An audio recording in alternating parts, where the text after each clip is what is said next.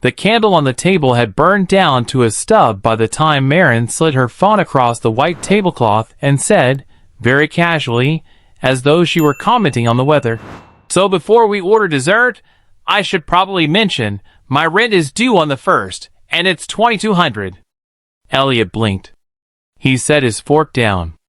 He looked at the phone screen, which displayed a Venmo request already typed out, his name in the recipient field, the amount filled in, the memo line reading, "June rent 2 hearts dot." He looked back up at her. This was their first date. They had known each other for exactly 11 days. They had met on a dating app, exchanged a handful of messages that were pleasant enough, agreed to meet at this Italian place on a Thursday evening because she said Thursdays were her low-stress nights. He had arrived 10 minutes early. He had already paid for both of their meals, the appetizers, the entrees, the bottle of wine she'd selected without glancing at the price. That tab alone was pushing $300. And now she was asking for rent money. Not hinting. Not venting about a tough month. Asking. Directly. With a pre-filled payment request and a heart emoji. "Wait," Elliot said, keeping his voice level. "I want to make sure I'm understanding this correctly. You're asking me to pay your rent." Marin tilted her head, the way someone does when they think the other person is being deliberately slow. "Well, not pay it. Contribute to it. I mean, you're a man, you make good money. You told me you work in consulting, and I think it's only fair that if we're going to be spending time together, you understand that my time has a cost. I could be out with someone else right now. I could be at home resting. The fact that I chose to sit across from you tonight means something, and I think $2,200 is a very reasonable way for you to show that you value my presence." She said all of this without a trace of irony.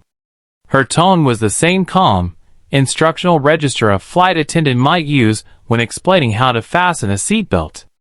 Elliot felt something shift inside his chest. Not anger, not yet. Something quieter. Something closer to the sensation of watching a door close that you hadn't realized was open. "And if I say no?" he asked. Marin's expression flickered. Just for a second. A tiny fracture in the composure. Then she smoothed it over with a small, pitying smile. "Then I guess I'll know what kind of man you are. And honestly, I'd rather find out now than waste another month of my life. My last boyfriend didn't understand this either, and look how that turned out. He lost me. I'm not going to make the same mistake twice." She picked up her phone, tapped the screen, and the Venmo notification chimed softly on Elliot's phone in his jacket pocket. The sound hung in the air between them like a held breath. Elliot didn't reach for his phone. He didn't open the app.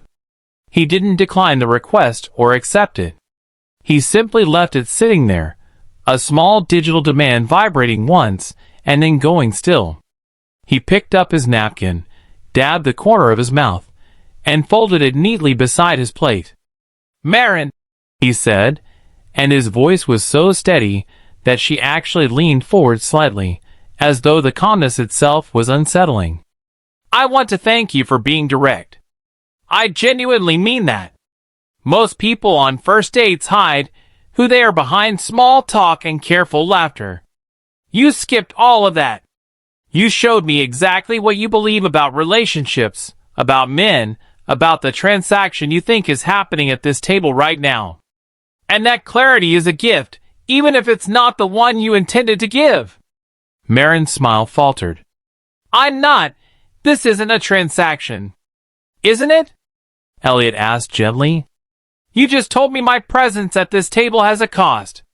You told me your time is worth $2,200 a month. You told me that if I don't pay, I'm the kind of man who doesn't value you. You've priced the evening, Marin. You've priced yourself. And you've handed me the invoice before we've even finished our wine." He paused. The restaurant noise, the clatter of silverware, the murmur of other conversations, the soft jazz drifting from a speaker near the ceiling, seemed to fill the silence where her rebuttal should have been. I'm not going to pay your rent, he continued. Not tonight, not next month, not ever. And it's not because I can't afford it. It's not because I'm cheap or afraid of commitment. It's because a relationship where one person hands the other a bill on the first night isn't a relationship. It's a lease. And I'm not looking for a property to manage. I'm looking for a partner to build with. He reached into his jacket, pulled out his wallet, and placed enough cash on the table to cover the entire meal, both of their meals, plus a generous tip. He didn't do it dramatically. He didn't slam the bills down or make a show of it. He simply set them there, the way you might set down a key you no longer need. I hope you find what you're looking for, he said. I truly do. But it won't be me. He stood up, buttoned his jacket, and walked toward the exit. Behind him, he heard Marin say something.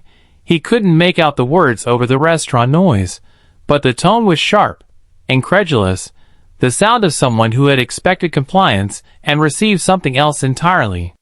He didn't turn around. Music, low, steady, a single piano note repeating like a heartbeat. For months passed. Elliot didn't think about that evening often. It surfaced occasionally, a faint, almost amused recollection, the way you might remember a strange dream that was vivid at the time but faded quickly in daylight. He deleted the Venmo request the next morning. He unmatched Marin on the app. He went back to his life, his work, his morning runs along the river, the small circle of friends he'd kept close since college. He started seeing someone new in the third month. Her name was Lena. She was a pediatric nurse who laughed with her whole body and who, on their first date, insisted on splitting the check so fiercely that Elliot had to let her pay for the coffee just to stop the argument. She didn't talk about what she was owed. She talked about what she wanted to build. The difference was so stark it almost made him laugh. Marin, meanwhile, was not having the season she'd expected. He learned this not from her directly. They had no contact, but through the strange, porous membrane of mutual acquaintances that exists in any mid-sized city. A friend of a friend mentioned that Marin had been cycling through dates at a rapid pace, each one ending the same way. She'd make her expectations clear early, the man would balk, and she'd walk away convinced that the problem was his inadequacy, not her approach. The rent, apparently, had not been paid by any of them. By the fourth month, she had been evicted from her apartment.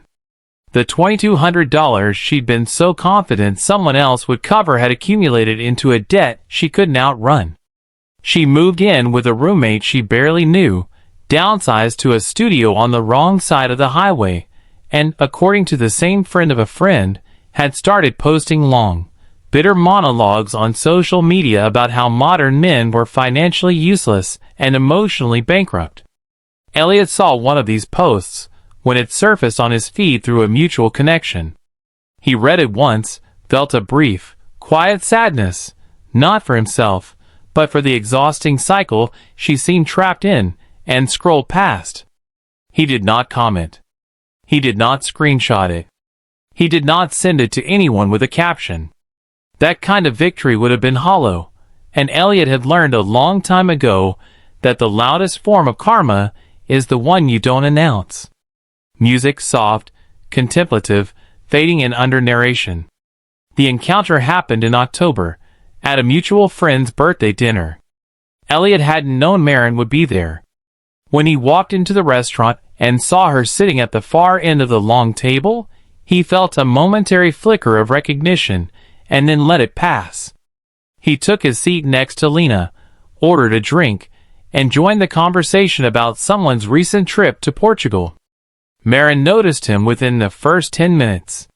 He could feel her gaze, that particular weight of someone trying to decide whether to approach or retreat. She chose approach. During a lull in the conversation, she appeared beside his chair, holding a glass of white wine, and said, "Hey, it's been a while." "It has," Elliot said politely. He didn't stand up.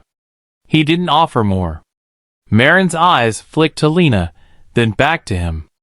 Something shifted in her expression. A recalibration, a quick internal assessment of the situation. "You look good," she said. "Really good. I've been meaning to reach out, actually. I think I was in a really bad place the last time we saw each other, and I handled things poorly. I'd love to grab coffee sometime and just talk. Clear the air." It was a reasonable request on its surface. Mature, even. And Elliot considered it for a genuine moment. He looked at her, really looked, and saw the fatigue around her eyes, the slightly worn edges of someone who had been fighting a battle she didn't fully understand. But he also remembered the Venmo notification, the heart emoji, the casual certainty that his value as a human being could be measured by his willingness to cover her expenses on a Thursday night. "I appreciate that, Marin," he said, and his tone was warm but final, the way you close a door gently so it doesn't slam.